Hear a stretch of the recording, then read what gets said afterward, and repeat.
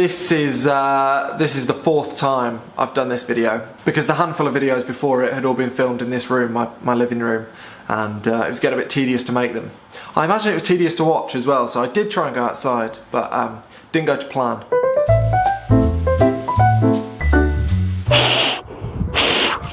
Oh, it's cold. Memory card speeds, unless you're short. I can't speak. I'm gonna have to finish this at home.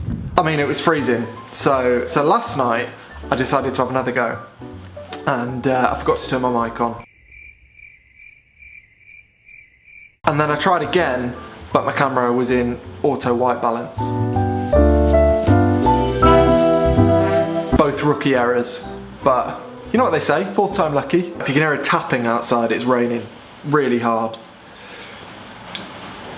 Britain. Anyway, the point of this video is, well, it's Q&A. You've asked me some questions and I'm going to answer them, and the point of that is because I don't have much time at the moment. I've not really got any time to make other videos.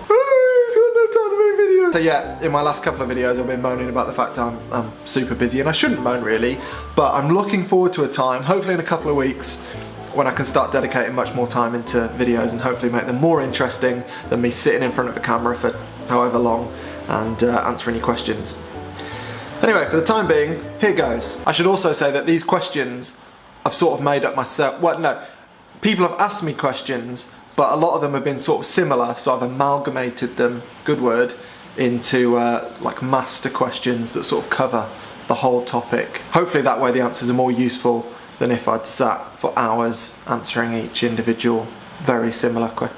You know what I mean. Okay, when did I make the leap from amateur to pro? Last year. Well, beginning of, yeah, I guess last year. I think I've talked about this before in videos, but basically I was living in Australia. I was working full-time for a company in a marketing job, and for a few reasons really, they offered to let me work part-time. I think it was partly the company situation, partly my visa, but probably mostly because I wasn't great at the job. But that came at a cracking time for me because I was getting itchy feet, and I thought to myself, oh, I want to go and make myself a full-time photographer. I was getting lots of inquiries and I thought I could make a go of it.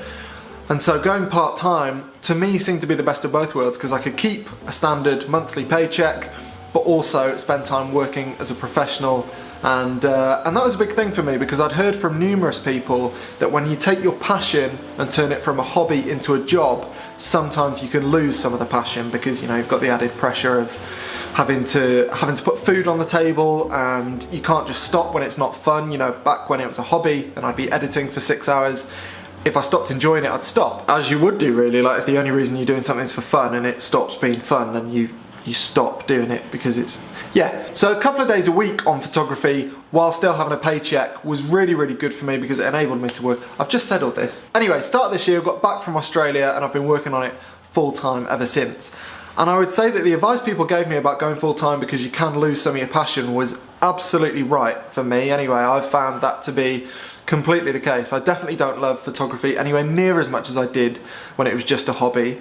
That said, I still kind of feel like I'm out in front of where I would be if I'd been working full-time for someone else in a job I didn't like. I'm still happier than that situation, but it's definitely the case that I don't love it as much as I did before, so that's something to bear in mind.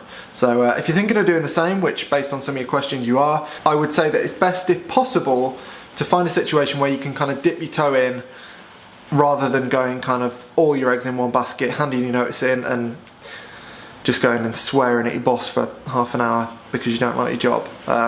Because it's very possible that you could quit your job, start working full-time on your passion, whatever it is, photography or whatever else, and find that actually you don't really like it as much. So yeah, whether it's going part-time at your job, taking some time in between two jobs to work on it, or just taking an extended holiday or vacation or whatever, I definitely recommend working out how to fit some time in without quitting your job first, because it's not the same working on it as a full-time job compared to it just being a hobby.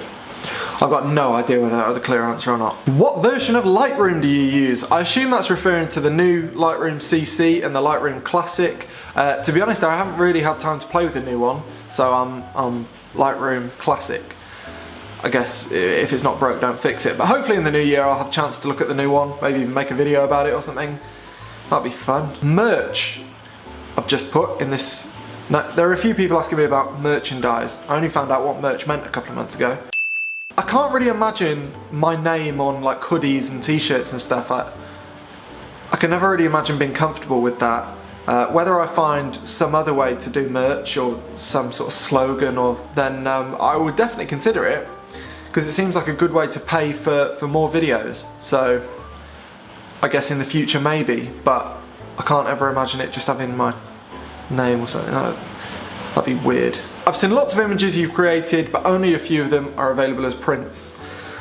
That looks like a stage question, doesn't it? Just about my prints, but no, it's not. People do ask why so few of my works are available as prints.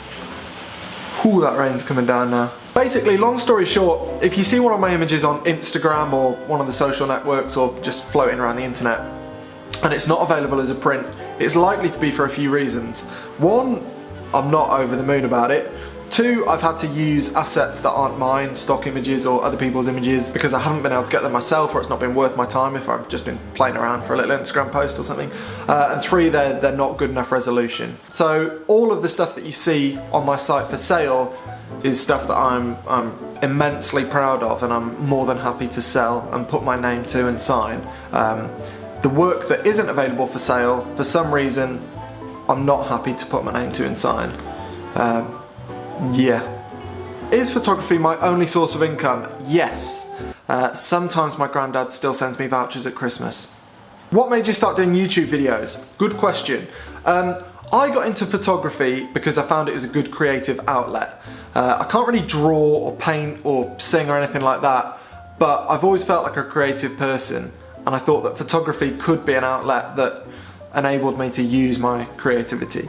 Then last year, when we decided to go to New Zealand on a big 2-month camper trip, I knew that I wanted to document that with video footage as well as photography, because I'd regretted not taking any video footage in other big trips that we'd done in the past. So I knew that I wanted to make some kind of videos in New Zealand, but when I was making them and in the editing process, I found that actually videos could also be just as much of a creative outlet as photography was to me. And for that reason I thought, okay, maybe I'll just dabble in doing some photography videos, some tutorials and stuff. And more as time went on, I really enjoyed it. And it's got to the point now where I think I enjoy it as much as photography. And certainly next year, I think I'm going to put a much higher priority on this YouTube channel and making videos, because I really love it. I've got some work from it, I've made some friends from it, just in the comments. And yeah, it's been good fun. So next year, and I know I've said this before, but I want to be uploading much more frequently and of a much higher quality. Because I'd say at the moment, when I've tried this year to get to a cadence of a couple of videos a week, normally those videos have been like a 6, 7 out of 10 for me at that time, at best. I'd like to get to a point where I can bash out 2 videos a week and be like, yes, they're 9s and 10s, I'm really proud of those.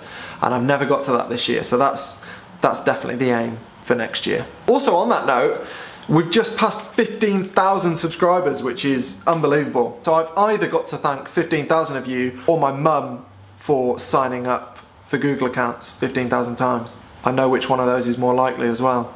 Another video question, why don't you do some vlogs? I assume you're asking about the kind where you sit and watch me sort of eat my cereal and go to the shop for a pint of milk, that sort of thing, versus sort of the vlogs that I have been doing that are still largely about photography.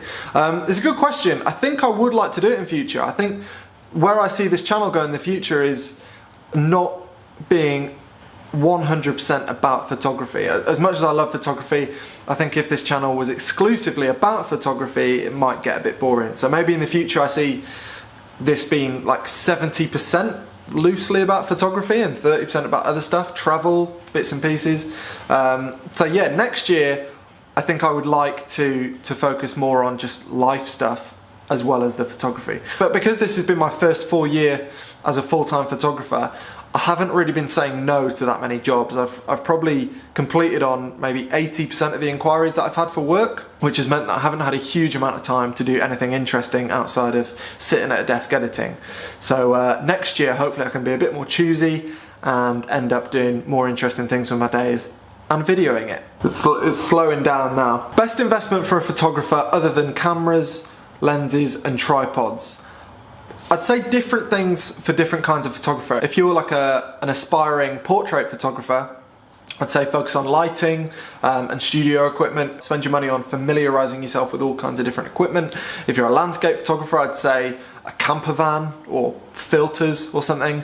But largely for all kinds of photographers, I'd say time. Invest more time, which I know sounds like a bit of a cop-out answer because it doesn't directly involve spending more money, but it costs you in terms of spending time with family and friends, spending time on work projects that could earn you more money. It definitely costs you in other ways, but spending more time on photography is definitely going to yield better results than pretty much any other equipment that you would buy, I think. I mean, I'm sure there's exceptions to that rule, but yeah. Time is a good way to spend your time. What's my take on HDR photography? Now, the process of stitching different exposures together, I love. I think it's awesome, particularly when used right. I don't particularly like HDR, which is the term that's been coined to mean when software does the process for you. I prefer to take those images and through a process of working with things like luminosity masks or any other kind of exposure blending in Photoshop where I have much more control. I much prefer that. HDR is more often than not throwing 3, 5, 7, however many images into a piece of software and the software spits out a result and there's not an awful lot you can do to change it. I don't particularly like that because if you've made the effort to go to a location and find a shot and compose, get your kit out and take the photos, then you don't want to at the very last minute hand all that stuff over to a piece of software. You want to stay in control for the whole process, or I do. So HDR itself, I'm not the biggest fan of, but exposure blending overall, yes. I might do some sort of tutorial on that at some point. I think I have spoken about luminosity masks in particular on this channel somewhere. Can't remember where, I'll link it below. But yeah, maybe I'll talk about it again in the new year. Do you use vintage lenses? No. Do you have any desert island lenses? No. This is one thing that gear, I mean, I love. I love looking into new gear, old gear, interesting gear, rare gear. I love looking into it, researching, reading about it, listening to podcasts about gear. I just don't have a huge amount of time to invest in looking at other equipment. But I think next year, another thing that I'd want for this channel is for it to have a slightly more of a focus on things like reviews. Because when I look back at this year, my first year on YouTube, some of the videos that I've enjoyed doing most have been kind of, if not full-on reviews, have involved some piece of kit that I'm kind of assessing, which I guess is a review, but yeah, I like doing reviews, so look out for those in future. Do you take portraits? Sometimes, never really for money.